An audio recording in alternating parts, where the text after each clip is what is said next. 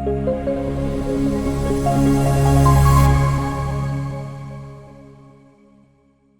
aspirants, welcome to Shriram IAS. My name is Saurabh and today we are going to discuss a very important phenomena called evaporative demand. The term has been used in the last century, 20th century, around 1950s. This term became very popular. Today, the Hindu has a piece written on this issue, which that is why it became very important for us to discuss that in detail, because this is a very interesting topic. These days, because of climate change, the heat waves menace is increasing.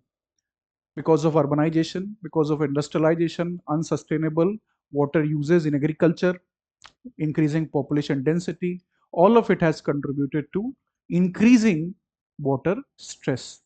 और droughts भी देश के अंदर और दुनिया भर में जो इनके इवेंट जो हो रहे हैं, इनकी जो फ्रीक्वेंसी हो रही है, जो इंटेंसिटी हो रही है, वो बढ़ रही है. And that is why the connection between evaporative demand and droughts and wildfire and water stress assumes greater importance. So we will be looking into this issue in detail in this particular session. Now, evaporative demand, as I said, this term is in news since 1930s and 40s. It became very popular in 1950s. काफी important term है जिसको metrology में और जो climatology है उसमें इसका इस्तेमाल किया जाता है. तो demand, evaporative demand is nothing but how thirsty the atmosphere is. How thirsty the atmosphere is. Atmosphere does many things for us. It does, इसके कई सारे फंक्शंस होते हैं. It provides us the oxygen through which we are living. That is one thing. The second is heat regulation. The third thing, it contributes significantly to the water cycle. तो evaporation जो कि एक normal process है in which the liquid is converted into gaseous format. So the water which is in liquid format will convert into gas format because of the application of the sun's insolation. sun की heat जब पानी के ऊपर पड़ती है तो वो evaporate होके वाटर वेपर में कन्वर्ट हो जाता है. तो हम यहाँ पे बात कर रहे हैं एटमॉस्फेयर की कि how much it can suck up the water from where, from the our water bodies, lakes, rivers, oceans, from our soil because there is a lot of water which is there in the soil moisture को ले सकता है. and the third thing is the water which is there on plants, उसको भी evaporation के माध्यम से gas format में convert किया जाता है. so how thirsty this atmosphere is, it depends on many factors like humidity, like temperature, like pressure, like sun's radiation, जिसको हम insolation भी कहते हैं. Now for that you have to understand the basics of atmosphere. So atmosphere में layers होती हैं. The troposphere is the layer which is in which we are in contact with up to 13 kilometre on average.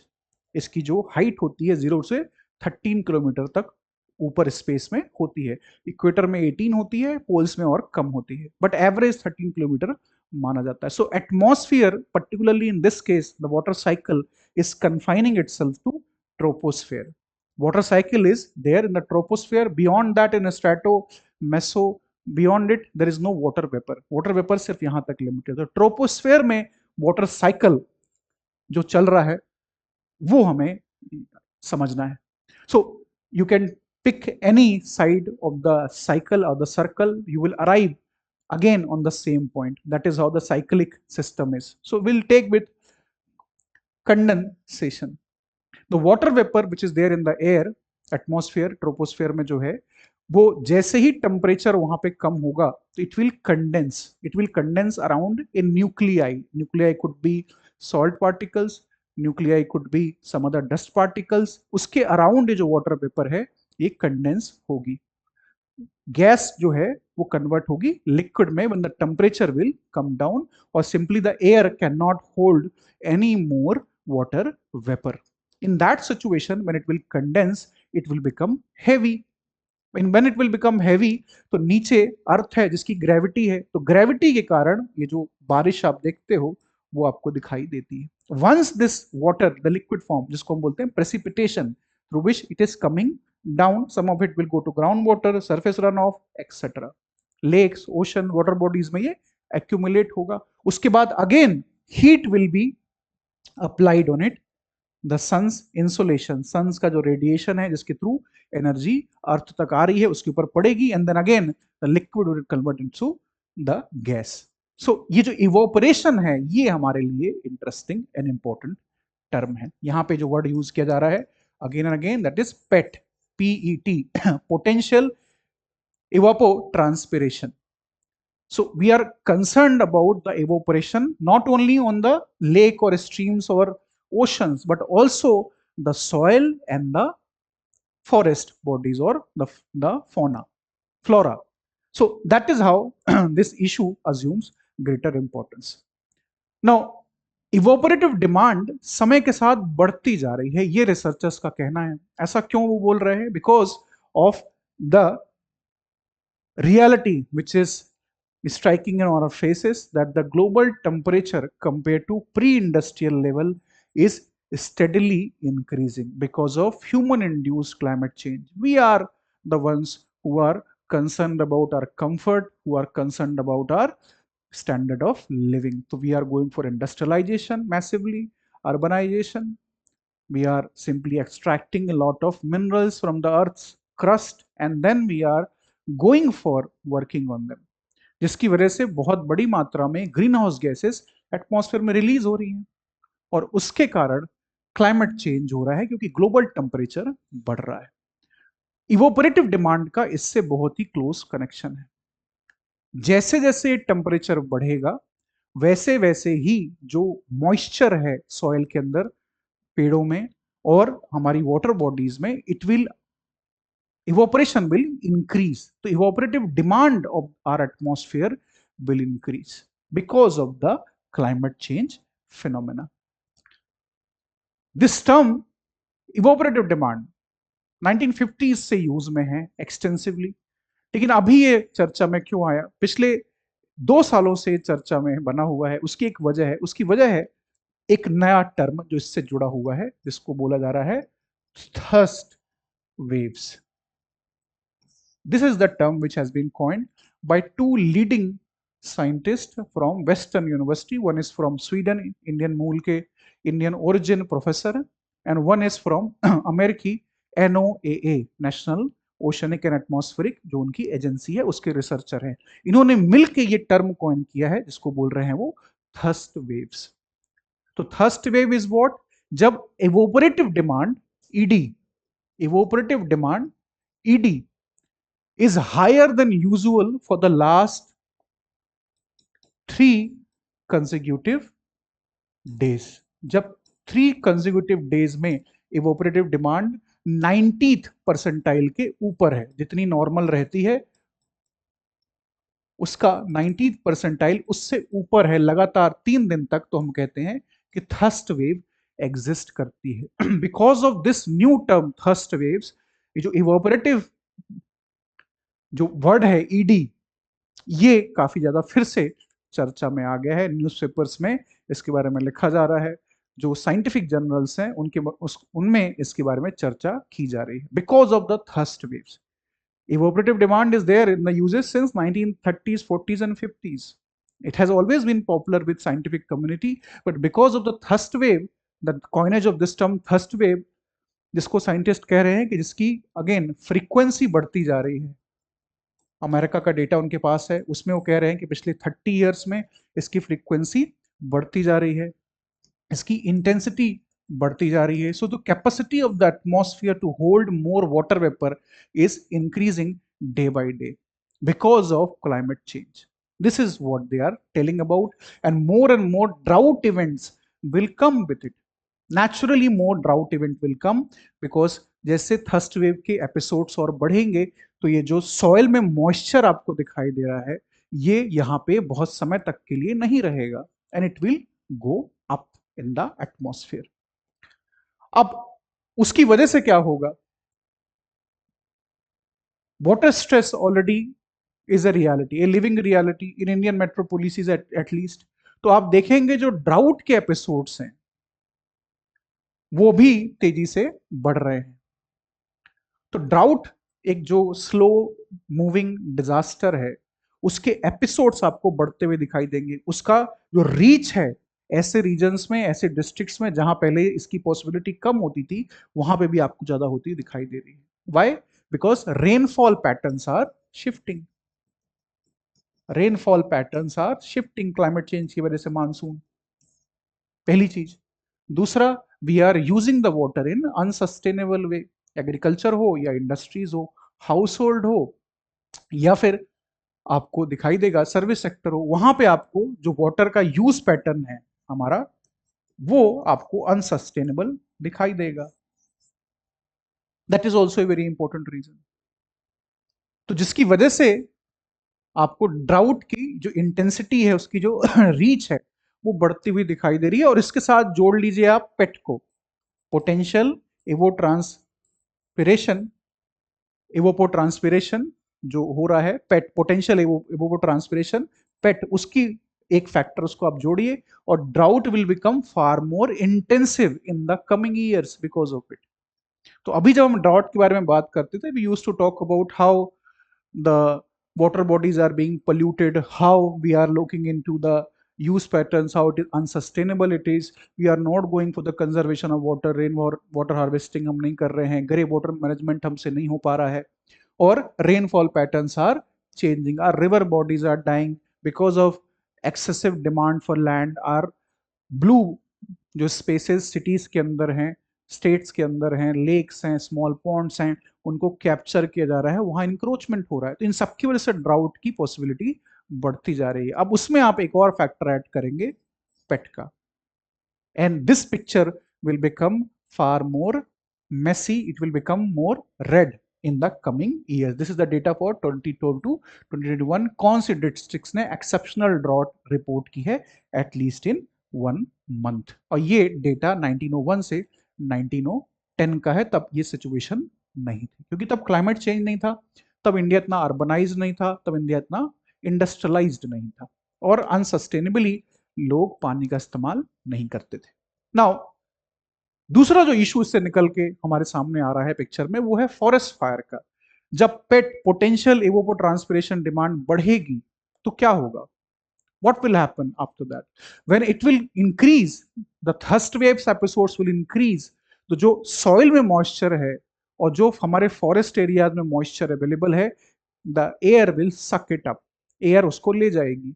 और जब ऐसा होगा तो ये जो सूखा है फॉरेस्ट में वो पड़ेगा। And one of the reasons for the wild fire in India and across the world is जो ड्राईनेस होती है फॉरेस्ट के अंदर, ड्राईनेस होती है, ड्राई लीव्स हैं, ड्राई बाकी पार्ट्स हैं जो फॉरेस्ट के अंदर हैं, and you just need a friction between the two different bodies of trees, और सिंपली वहां पे कोई मिसचीफ कर देता है इंडिविजुअल जाके, या फिर हो सकता है कि एक्सीडेंटल कोई फायर वहां पे, फायर का एपिसोड हो गया, इलेक्ट्रिसिटी के वायर्स की वजह से भी फायर हो जाता है।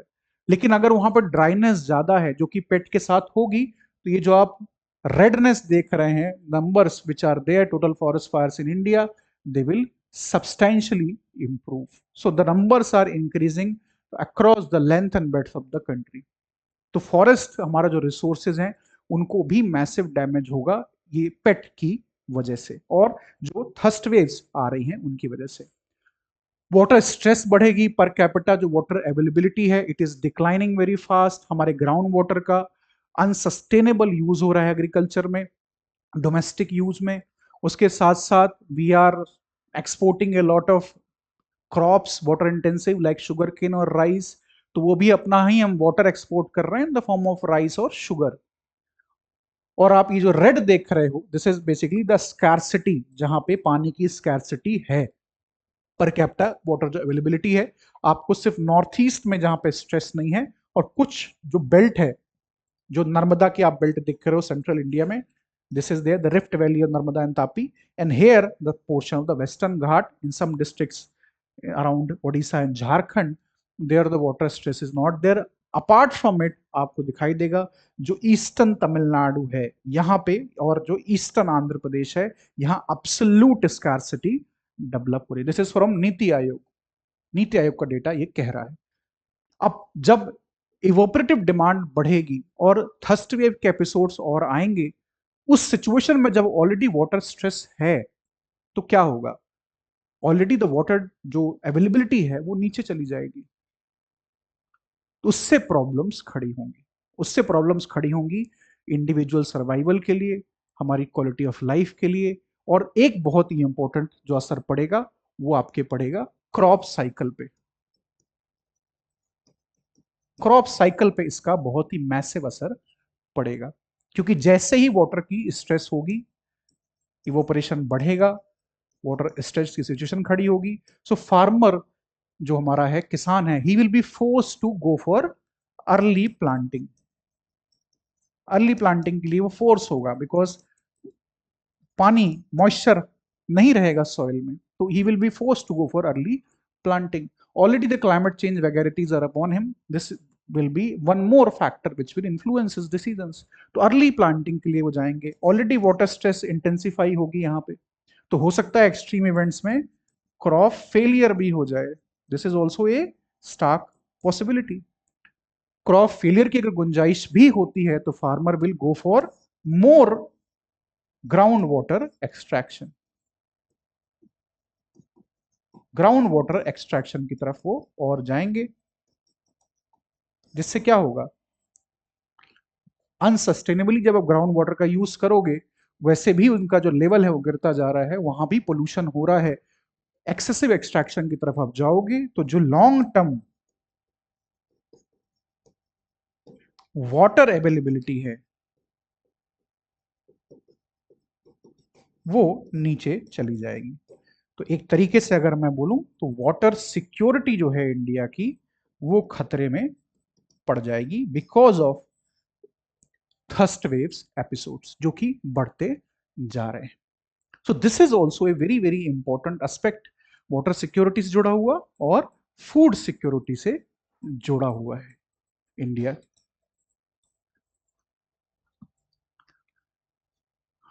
This will happen, well irrigated soils may lose water faster than anticipated.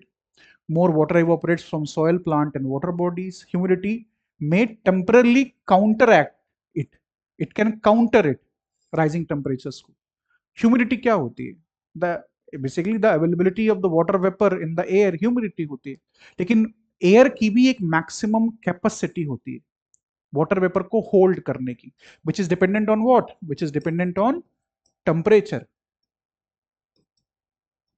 Which is dependent on temperature. कोई एयर मास है, उसका अगर टेम्परेचर ज्यादा है, अगर एयर मास का टेम्परेचर ज्यादा है, it can hold more water vapour. If the air mass temperature is higher, it can hold more water vapour. तो जैसे ग्लोबल वार्मिंग होगी, टेम्परेचर बढ़ेगा, ग्लोबल मीन टेम्परेचर बढ़ेगा, तो air will hold more vapour in the air, और ये create करेगा massive problem. तो humidity is going to address this issue for a very temporary phase. लेकिन इंडिया जैसी कंट्रीज में ये प्रॉब्लम आने वाले समय में और ज्यादा इंटेंसिफाई होने वाली है। एंड दैट इज वाई ये जो स्टडी है, जो इसके बारे में बात की गई है कि इंडिया में, नॉर्थ इंडिया में पर्टिकुलरली इसका इफेक्ट अभी भी दिखाई दे रहा है। हालांकि हमारे पास डेटा नहीं है थर्स्ट वेव से जुड़ा हुआ। इवोपरेटिव डिमांड को लेके काफी ज्यादा स्टडी इंडिया में भी हुई है, रिसर्च हुई है, लेकिन thirst wave which is a new term which has been coined, उसके बारे में इंडिया में ज्यादा अंडरस्टैंडिंग नहीं है। तो पुराना डेटा हमारे पास जो अवेलेबल है 1960 से 1990s का, वो कहता है कि ये जो पेट है, एवोपो transpiration, potential evapotranspiration PET, it has decreased in India because of high humidity. Humidity was already high, so air was already saturated with water vapor. It could not hold more water vapor. तो already ये जो पेट है ये down था, लेकिन जैसे ही temperature अब बढ़ेगा, ये जो ब्लॉक लगा हुआ है यहाँ पे, the increase in temperature will override this situation. The one scientific study which is available with us is IIT Roorkee, जो कह रहे हैं कि actual pet has increased in north India, western and eastern Himalayas में भी इंक्रीज देखा गया है। मोर वेजिटेशन, एग्रीकल्चर एक्सपेंशन इसकी एक बहुत बड़ी वजह है। और वो ये कह रहे हैं कि फर्स्ट वेव को लेके हमारे पास डेटा नहीं है। तो ड्राउट हो, वाटर स्ट्रेस हो, फॉरेस्ट फायर्स हो, और जो स्टेट्स के बीच में वाटर रिलेटेड डिस्प्यूट्स हैं वो और भी ज्यादा इंटेंसिफाई होंगे, क्योंकि फ्रेश वाटर के लिए कंपटीशन बढ़ेगा। कावेरी वाटर डिस्प्यूट है इंडिया में कितना बड़ा, पंजाब और हरियाणा के बीच में सतलुज का रिवर को लेके डिस्प्यूट्स हैं। सो और भी ज्यादा ऐसी फ्रंट लाइंस जो हैं water related, it will open up domestically in India and internationally also. Indus Water Treaty India is putting in abeyance. One of the reasons is कि इंडिया में water stress है, we want to use that water to fulfill our aspirations.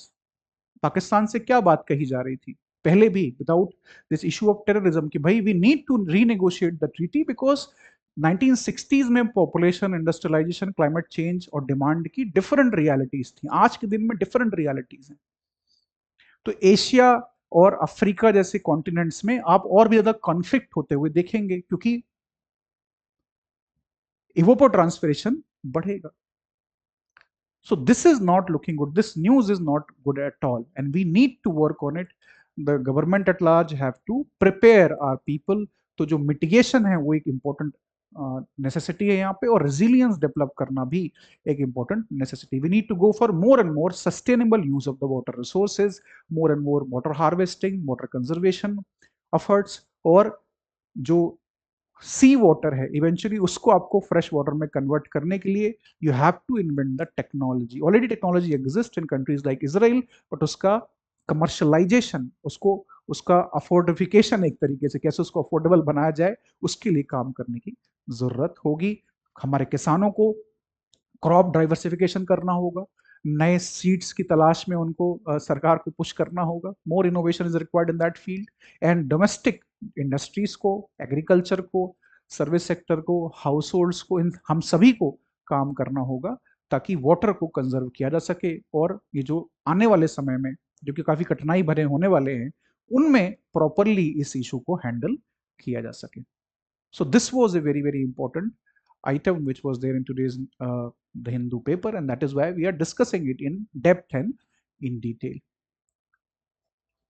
Thank you for giving me your time. I'll meet you some other day with some more interesting topic.